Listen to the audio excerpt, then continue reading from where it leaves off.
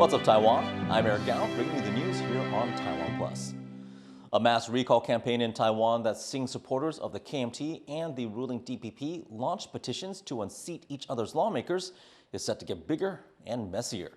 More groups are now calling for yet more recalls. Rick Lau reports on the growing partisan battle unfolding across the country and in the legislature. 驱逐亲中政党，驱逐亲中政党，恢复国会合议，恢复国会合议。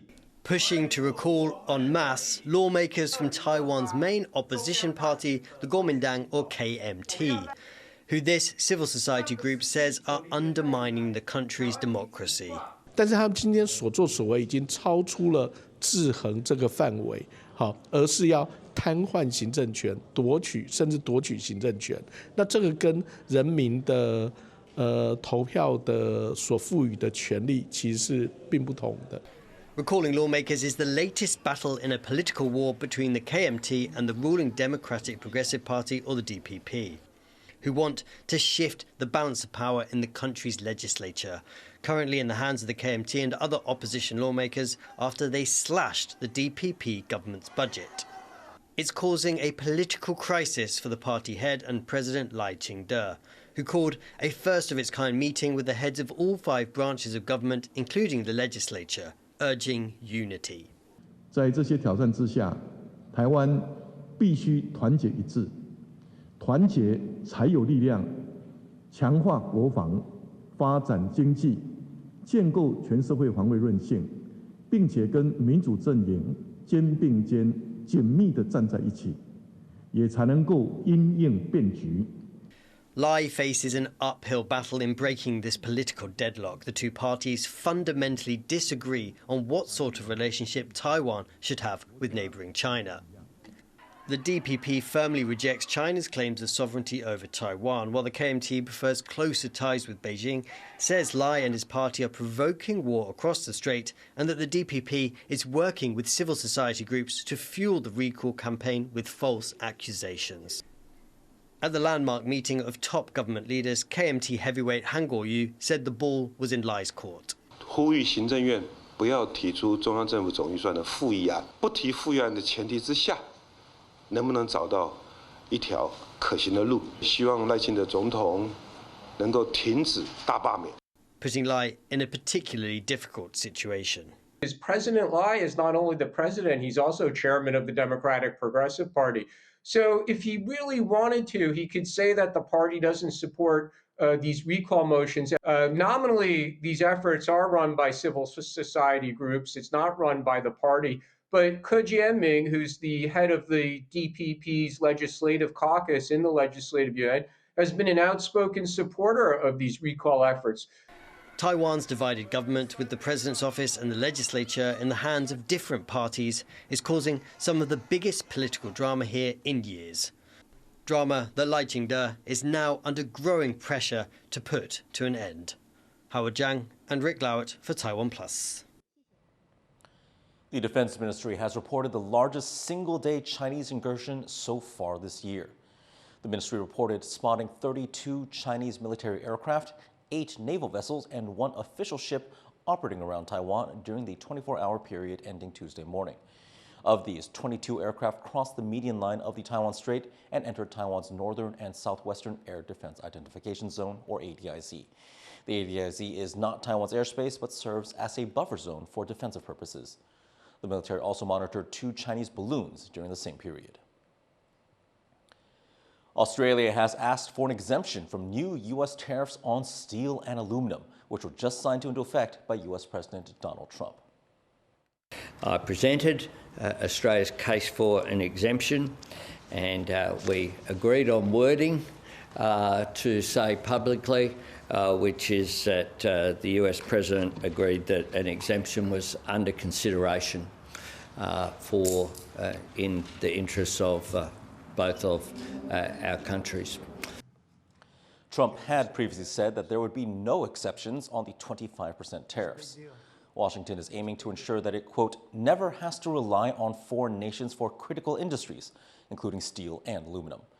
Currently, the largest foreign sources of U.S. steel are Canada, Brazil, and Mexico, but Taiwan also ranks among the top 10 suppliers.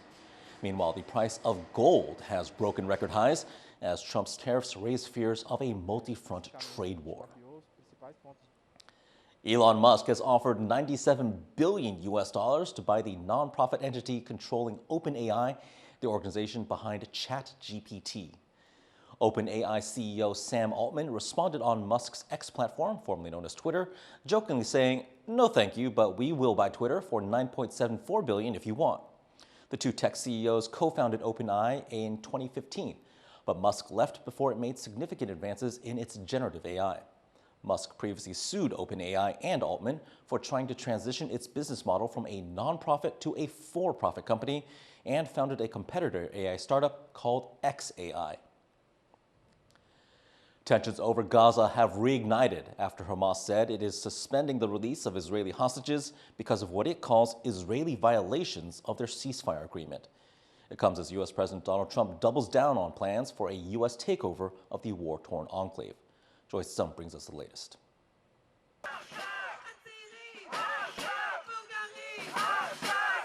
Hundreds take to the streets of Tel Aviv, urging the Israeli government to make good on its promise to bring hostages held in Gaza back home. It comes after Palestinian militant group Hamas said it was halting the release of remaining Israeli captives, saying Israel is violating a ceasefire agreement, a long-awaited result after 15 months of war. You see the situation, they're dying there, and their blood is on this government's hands. I'm not expecting anything from Hamas. I mean, it's not like I care how much and how they behave and how they react. I'm here because my government is failing to fulfill their duty. Returning from an official visit to Washington, Israeli Prime Minister Benjamin Netanyahu's address to his parliament was interrupted several times as opposition lawmakers grew angry, saying the leader was letting hostages die in Gaza.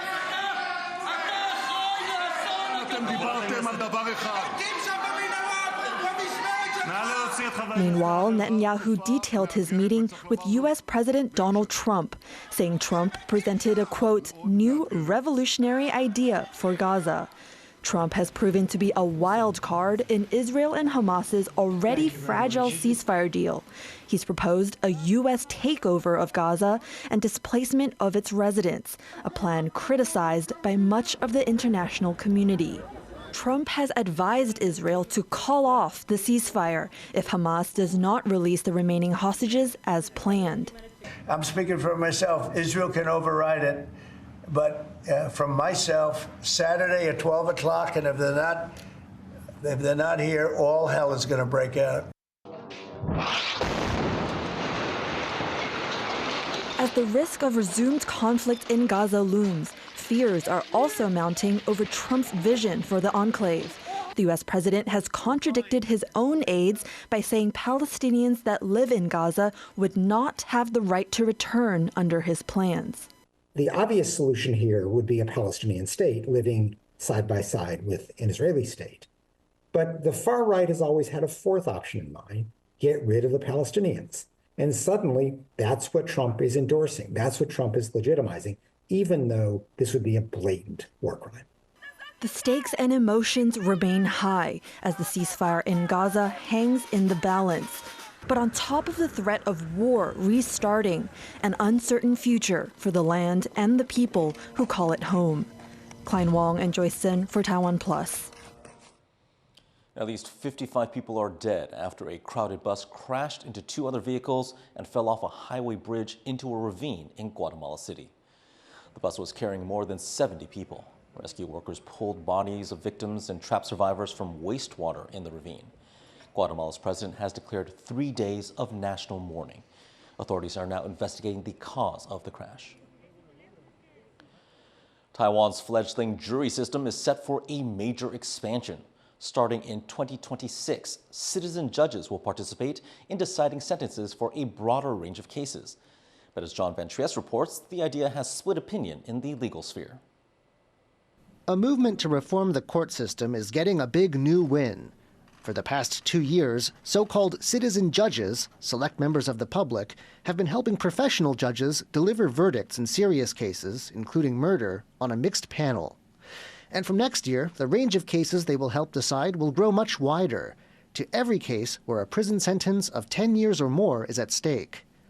The idea is to create transparency in the justice system and counter criticism that professional judges are out of touch. But the system has been used in fewer than 300 cases so far, and some who work with the law worry lay people aren't ready for the wider variety of cases to come. 杀人，他可以很直观的了解到，不是刀枪，但是一个贪渎案件啊，有一些是去特定的收礼，那也其实前进啦、后卸啦、回扣等等的，那这一些不同的构成要件的说明，会影响整个案情不一样的走向，所以它困难度会变得更抽象。 There are also fears of greater burden for lawyers, who now will need to put more effort into communicating with the non-specialists on the panel of judges. 大家结案的意愿还是没有那么的高啦，因为本质上来说，这样子的案件类型对于律师的时间成本过大，然后日常的负担也很大。那再加上我们现在台湾的律师事务所绝大多数是中小型的事务所，所以他很难去密集的去参与相关的审理。 But not everyone is so pessimistic. Some lawyers even think the wider life experience people outside the legal profession have could help the cause of justice. For example, in fraud cases, something that can stump younger professional judges. I'm not surprised anymore when I see judges and prosecutors look at a bunch of forged, fraudulent documents, and then they say, "Oh, yeah, but I just can't tell that he really meant to steal the money." And I look at that and I'm like, well, since when did this 90-year-old man want to buy 2,000 air compressors? And you like to hope that a citizen judge in the middle of this could look at this and have the same outraged reaction I have when I see Taiwan courts regularly come back unable to find fraud.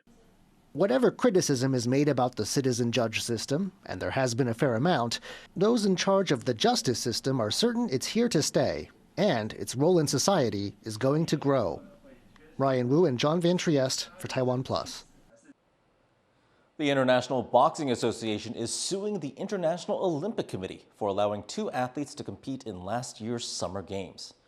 Taiwan's Ling Yuting and Algeria's Iman Khalif both won gold in women's boxing at the Paris Olympics. Both had been disqualified from the IBA's 2023 World Championships amid speculation over their gender. The Boxing Association was subsequently expelled from the Olympic movement.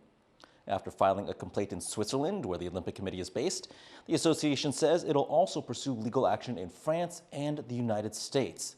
The IBA's head cited U.S. President Trump's order to ban transgender athletes from women's sporting events as validating their efforts to, quote, protect the integrity of female sports. Neither Ling nor Khalif is transgendered.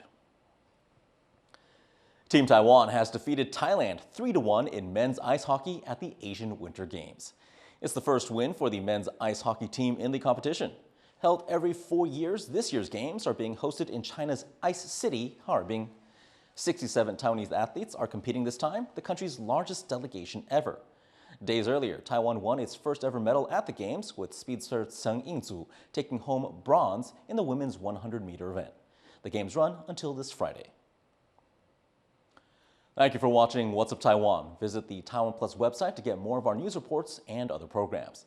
Finally, we give you a glimpse into Zona Maco in Mexico City, one of the biggest art fairs in Latin America. I'm Eric Gao. Take care, and we'll see you next time.